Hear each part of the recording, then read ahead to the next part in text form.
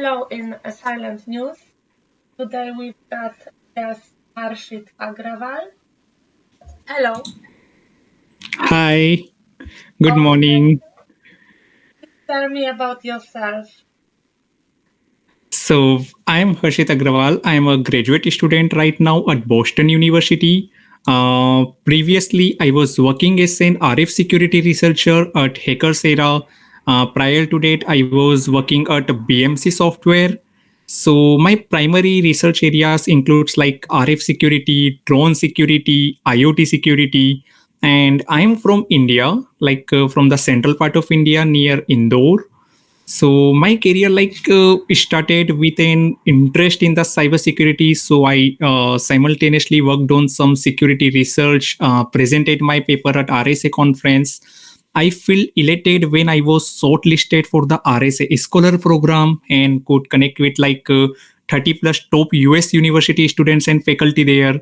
I was also blessed to present my work at Cyber Week UAE, the Hack Summit Poland, Hack in Paris, HITV Amsterdam, where I conducted workshops, training, and security sessions on different subjects of cybersecurity.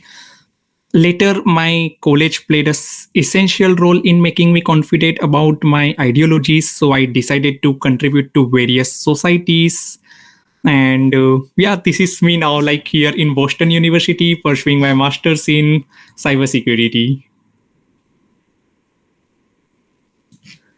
Will you tell my listeners a bit about the beginnings? So you told a little bit. So I have always been competitive with my grades, like which is partially due to my desire for perfection. I developed a keen interest in computer programming and ethical hacking in my teenage. To gain an understanding of the subject, I attended various workshops and training during my high schools, which made up my mind to pursue an undergrad in the same field. So, while pursuing an undergraduate in computer science engineering from MIT, it unlocked a whole new fascinating world of computer technology for me. I got a chance to secure an ample amount of theoretical and practical knowledge and possibilities to apply it on projects, contests, and hackathon. So during the last ultimate 2 year of my undergraduate study, I was shortlisted for the 3 month Technology Entrepreneurship Development Program by MIT Technology Business Incubator, which supplied me hands-on coaching in indigenous technologies, which is developed with the aid of R&D institutions.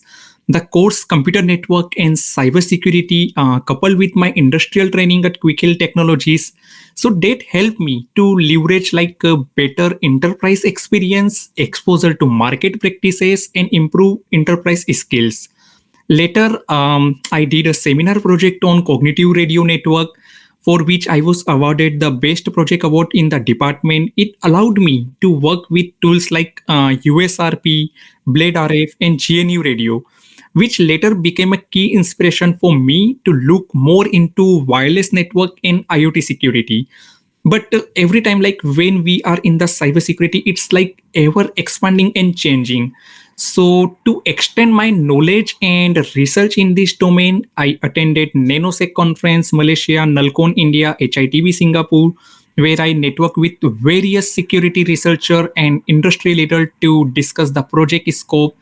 And as an individual who could not muster up the courage to sit idle, I ended up working as an intern at BMC Software India while still pursuing my undergraduate studies. So the role of a software developer fit me like the perfect pair of shoes. It was here that I got a chance to learn programming and network security.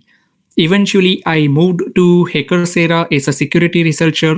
At this leading global enterprise, I worked on projects that focus on telecom security, IoT, RF, and network security. And I was introduced to the web app pen testing for the first time. So, in addition, like I contributed to the designing of course HDR exploitation. So while we were working on it, I further got the chance to hone my technical skill sets of finding vulnerabilities in several wireless devices. And additionally, it gives me an opportunity to work on like decoding digital data, analyzing the various frequencies which is used by RF equipment, which involves like determining where each frequency is coming from, then accessing whether it is vulnerable to hackers. And later, like I presented many security research paper based on this vital security research. Right. What do you prefer, self-study or certificates? Maybe a university? What's more important to you? This is always a funny question because like now whenever any security researcher or any student who is enthusiastic about the cyber security, they start their career, always they wonder like whether certification is important or not. Will certifications give me a job, or is it really necessary in the cybersecurity industry to get a certificate? And not only the student, but also like I have seen sometimes professional, they also like come up with this question. So definitely certifications are important, and in this way involving for me myself in co-curricular and extracurricular activities was always my second nature. So I was a social ambassador and campus ambassador for DevSecOps Conference USA and ESL IIT Kharagpur and IIT Bombay. So whenever I get bored, I would participate in hackathons and attend developer meets. I tried to communicate with a larger community by writing articles for college magazines and different security magazines. So organizing hackathons, meetups, and workshops on various occasions was also my much loved duty, and that helped me to hone the skills, learn from other. With all, like I was also an active member of several NGO like Cybersecurity Awareness Singapore, then Stay Safe Online UK. So every day there appears to be yet another story about a significant violation in security, information security, either in a business, a government organization, or a communication device. So from internet transaction to online shopping to transportation operations, our society is highly dependent on cyber infrastructure. Tightening these various applications and communication mechanisms against like cyber criminals has become a significant priority. So there is a diverse need for strong technical knowledge and security experts training to shield vital network and electronic system. So therefore, I motivated myself to develop appropriate and comprehensive policies in India by studying for a master's degree in cybersecurity from Boston University here. But definitely I prefer to study in my own pace so that it gives me enough time to think about the research, to focus on it. But again, sometimes like it's really necessary to have a fundamentals very clear so that university education is really important. And again, certification is something which proves our skill set, that yes, we have a minimum of these skill sets. So for these questions, like of course all of these three are important. Right. If you start, if you had a chance to start today, what path would you take? Same? No, I would have taken a slightly different way because the thing which I have not done till today was the certifications. Like I never focused or gave importance to the cybersecurity certifications, and sometimes it's important to prove our skill sets because like it happens, we are learning so many things, and we as we learn and we grow, after 2 years or 3 years we forgot the things or the command which we had on that particular subject. But and at that time of interview or whenever we are approaching any industry, it's really difficult for them to identify whether we had these skill sets or not. So a cybersecurity certifications prove that yeah, of course we had this skill set, or we have gone through the standard syllabus. And if we refresh that knowledge, or if we allow ourselves for a 15 days training, we will be able to work on that particular security research or security projects. So in that way, I would have focused on certifications, like given in slightly importance to that. Second thing which I will change in my career path will be to focus on one dedicated subjects and then learn other things in the cybersecurity, because cybersecurity is like a very big ocean. We cannot catch all the fish. So yeah, so I would have focused on one particular area to hone my skills from the fundamental to the expertise, and in all other domain I will just take the knowledge, learn about it. So for me, I focused on telecom security, then I moved to IoT security, then on drone security, then on RF security in a very detailed way. So there is like I learned the fundamentals to up to a some point, and then it was like, okay, I'm not expert in any everything. So now like I am dedicating myself to one security particular security domain, and this will be my suggestions to everyone to hone a skill set in one particular and then learn about other skill sets. So this will be the change probably. And what kind of character do you think a security researcher should have? So during my coursework, like I have developed the passion for cybersecurity, and I'm intrigued by its research prospectus. So definitely, I didn't choose cybersecurity based on the success story of other. I choose this major because I found it to be fascinating. I sincerely love learning about technology, cybersecurity best practices, digital forensics, network investigations, and more. So whenever creating any goal, or whenever we are as a security researcher, we are setting the goal for our research, I will suggest to establish small and larger goals.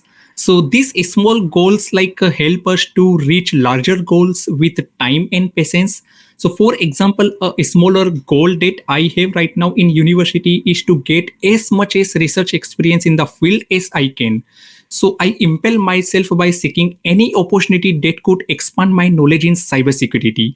So these small goals that I have accomplished will eventually lead me to the end of my goal of having a successful career in cybersecurity. So as a researcher, we need to prepare ourselves to face failure, because it's not like the success will hit us in a very first way. Many times we need to keep trying, we need to play with the different signals or different vulnerabilities. We will face like so many issues with the software debugging, so it needs a patience, and there should not be a procrastination. So definitely, like these two are the most important character traits with a security researcher should have. Okay. What do you do besides security research? What do you like to do? I love playing with my HDR device to listen to ham radio, ISS, and do singing. I'm a hodophile and travel to more than 35 countries. So I love traveling, going on trekking, doing adventure. I also like to do stargazing. So I was a member of astronomical society and astronomy club. So we used to go with with our telescopes to see the stars and talk about life. So that like sometimes inspire me to think about the life, like there's something more in the life which we should care about. In my free time here, I explore Boston with my friends, play CTF challenges, and write blogs. So I have like a really nice blog on Steam on Instagram. And tell me about your best project you had. Okay, so I will share the current project which I am working on. So nowadays we are using thousands of wireless devices, and there are hundreds of them which is transmitting information without proper security protocols in place. So firewalls and rules are in place, intrusion detection systems are running, and all industry best practices are being followed. Great. But what about radio frequency attack? They nimbly sidesteps all of that. Building or buying receivers for sniffing is easy, and the new technology market is making it more accessible. So to find possible mitigations to this problem, I started working on two research projects under the guidance of Professor Osama Al Sheikh, titled "Securing the Corporate Airspace from the Internet of Radio Threats." And under the guidance of Professor Gianluca Stringini, I started working on wireless security from ones and zeros to invisible espionage threat. So in this project, there were two goals: to identify what are the different things which is transmitting in the wireless domain. So it's that variety of different ways in which RF can be used that make it important for security personals to understand something of the basics of radio. So in the past, like it was all about how to get an RJ45 connection to a network. Today, it is all about intercepting radio signal such as Bluetooth, Wi-Fi, 4G, and now 5G. So once transmitted into space, a radio signal can be intercepted by anyone with a receiver which is tuned to a right frequency. So building or buying receiver for sniffing is easy, and the new technology market is making it more accessible. So this was like the my research area in which we tried to find vulnerabilities which commonly exist in IoT devices, possible ways to mitigate them. So this was like the first project, and in the second we tried to develop a solution which is like in a three step or three level subsystems. The detection system which is responsible for scanning the surrounding airspace, like detecting like what devices we have in the area. The second subsystem was the analysis system, which is responsible for investigating the data output from the detection system and generate alert based on the suspicious activity of any wireless devices.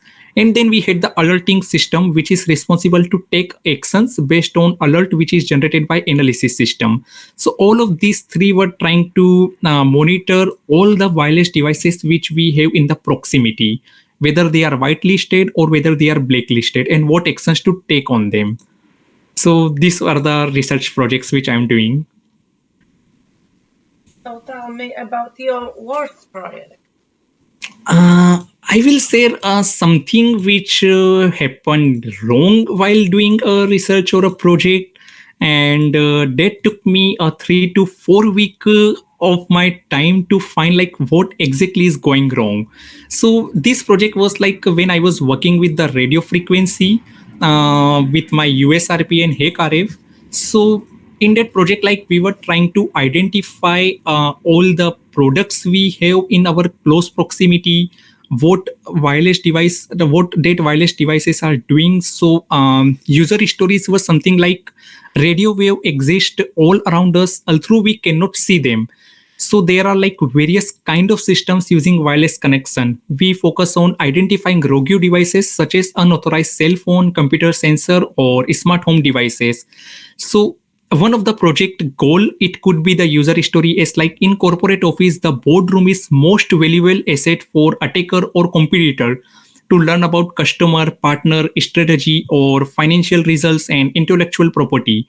So in other words, we can say like a C-suite or any R&D that publishes very sensitive information in both verbal and written format. So whether you are a startup or Fortune 100 company, keeping the executive room protected is a top priority. So potential bug can be like IMSI catcher to track all persons, or using any the presence of any nefarious device to listen or record. So in this project, I was using the HEC RF to find the wireless devices and to listen to different frequencies. But somehow I while working on the project, somehow I changed the firmware and the details inside the firmware. So like I changed the value of effective RF gain to minus 30, and which is like a very bad practice because I was not able to detect any signal. It was always like coming up with some garbage noise, and even though I was trying to transmit the signal in a very close proximity, still I was not able to detect. So I was increasing the RF gain, and even when I was increasing the RF gain to 40, it was initially minus 30. So the effective RF gain was always 10, and I was not able to get the signal. It was always the noise. So I ended up working on it for like 3 weeks because I was changing all my hardware. I was trying to change the code. I was finding error like where exactly is going wrong. I tried with different software, but somehow later I found out that okay, the something which is wrong is with my hardware. Then yeah, so that was a key learning point for me. Like whenever we are working with any hardware related project, we should always make sure that our hardware is also on a stable side. So for like working with the RF related project, Setting a fixed gain is always a good practice. So measure like in software the power of a test signal of non-input power signal generator, and then scaling factor like whether that is in the right range or not, and then change it according to the need.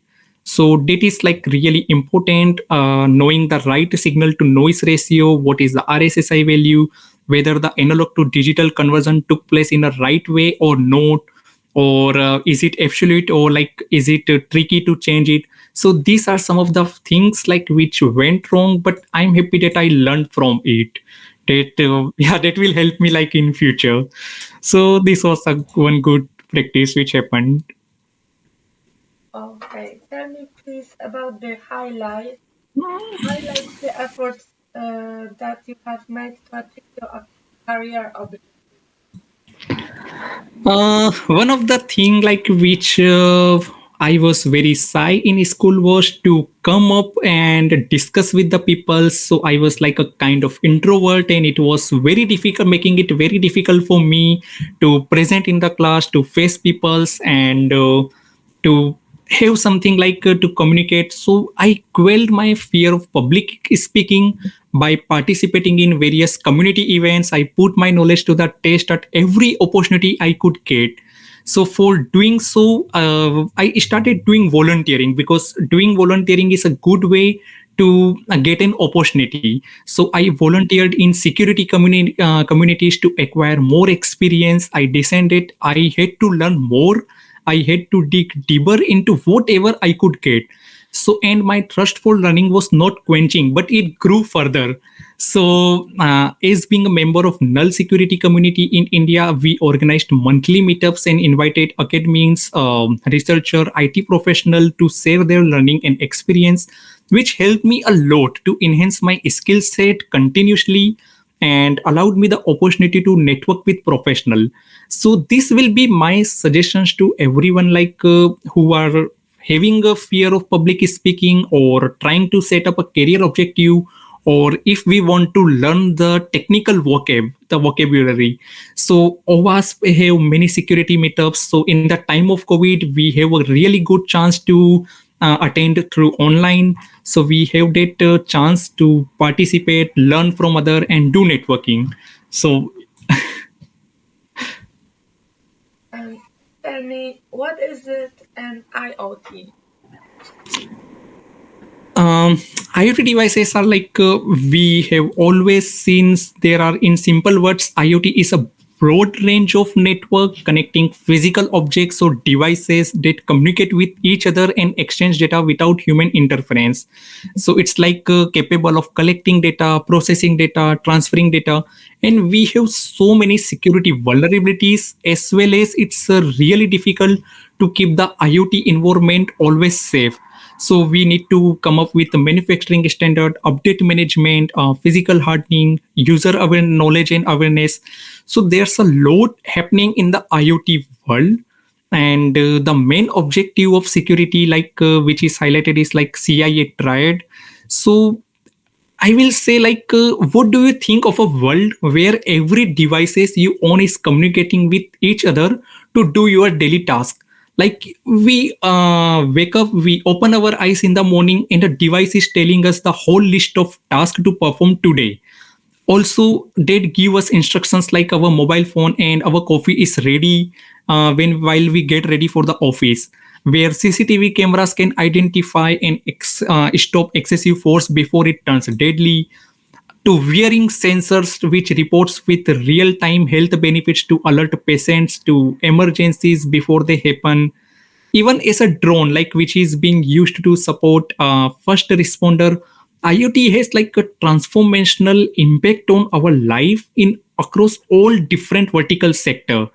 So there's a whole long list of tasks that IoT is helping us with. So can we say a world without IoT is like living in a stone age? It may seem like a big claim for some of you, but when you see the bits of IoT reflected in every mundane task of our daily life, you will agree to it. So how important is the Internet of Things in our life? And even bigger question is how secure you think it is. Okay, now I understand everything. What are the biggest threats in the IO device industry today? Mhm. So, if we, in certain sense, I will take an example of Sodan, which we use many times to find Sodan instances to find IoT devices vulnerable on the internet. So, in certain sense, like Sodan is like a guy who walks throughout the city and knocks on every door he sees, but instead of doors, Soda knocks on every IPv4 address, and instead of some city, there is the whole world. So if you ask that guy about a particular type of door or about doors in a particular part of the city, he certainly would know something and would provide you the information. So how many doors are there, who answers them, and what do they say? So this information from Sudan can give us many details about the IoT, like how are they called, what type are they, is there any web interface which we can use. So there is no problem on knocking the door unless we find out that there are a lot of door with no locks and no one is stopping the bad guy from breaking in. And in the sense of IoT, there are so many security vulnerabilities where we need to secure, proper encryption is not in place because of the limited resource, small size of IoT devices. Then authentication and identification of user in IoT is always significantly important. But if an attacker compromise authentication, they can get access to the system as a legitimate user and can launch various further attacks without even being detected. So authentication in IoT is always a major challenge. Current authentication method requires username, password, digital certificate, sealed key, or biometric. So it is important that IoT as pervasive will remove many physical interaction or interface mediums through which this username or password are passed. Then there are many things which is related to the integrity, how we are implementing cryptography, hashing, digital signature, how we are like making sure the device is available. So there are many security threats at every level of the device, like from the computational and analytics platform to firmware to hardware abstractions to data accumulation, the communication, the sensor. And IoT is not only up to a certain things, but it's like a platform dependent, network dependent, what are the edge devices, how we are managing the data. So there's a lot of way in which these devices can be attacked. So some of the attacks can be one more thing which I will like to discuss about the IoT is the current trend in which we are seeing the IoT device in the battle space. So we might have heard of the term internet of things, internet of medical things, internet of like now we have one more term which is internet of battlefield things. So this is again now very important to understand, because when we introduce the IoT devices in the battlefield, it requires more security from the friendly perspective, from the enemy perspective. There are like many key technology trends which is impacting the performance of this, which is like AI and analytics, sensors, health monitoring system, processors and transmitter, data storage, security. So there's a lot to look into now. Again, we have UAV devices like drones, so which is again IoT device and impacting creating a new challenge for the security industry to look into. Now I have to tell Adrian that we have to buy it to make some Yeah. movie. Yeah, like there are again like really good things happening in the security industry. And one of the best thing which I like about the being in the cybersecurity industry is we don't always need to expand money or to learn or to grow, because cybersecurity community is so helpful, so helping. Like people do volunteering, they share resources for free. Even if we approach anyone to ask for help or for the career advice, people are very helpful in the community. Like people believe in open source. So this is what like I love about being in cybersecurity so far. Right. Okay. Do you would like to add something? My advice to all the listener, student, and someone who is starting there in cybersecurity will be to find a career path which is to choose like which inspire you. Choose a path in a cybersecurity which is like of interest to you, not like of your peers are getting a good bug bounty, so you also start working in that. If something is not inspiring you, so don't look into that. Explore, find the right career path, and then work into it. So choose the future path that sparks an interest, because for me my career path is something I am passionate about. I'm very excited about my future. I look forward for the rest of my time here at the university to learn about some fascinating security research as well as to explore my future in the cybersecurity world. So this will be my bit of advice. Okay, then thank you very much for the advices and thank you for the interview. Thank you so much for the invitation, and I would be very happy to help anyone if they need any career advice, or if they are working on RF security related projects. So to help them with the resources or getting started or getting them to the right resource material. So they can reach me on LinkedIn, or you can drop me an email, and I would be very happy to help. So you can reach me on at the rate Harshit Nick, or you can search me on LinkedIn with my name Harshit Agrawal, and I would be very happy to help do that.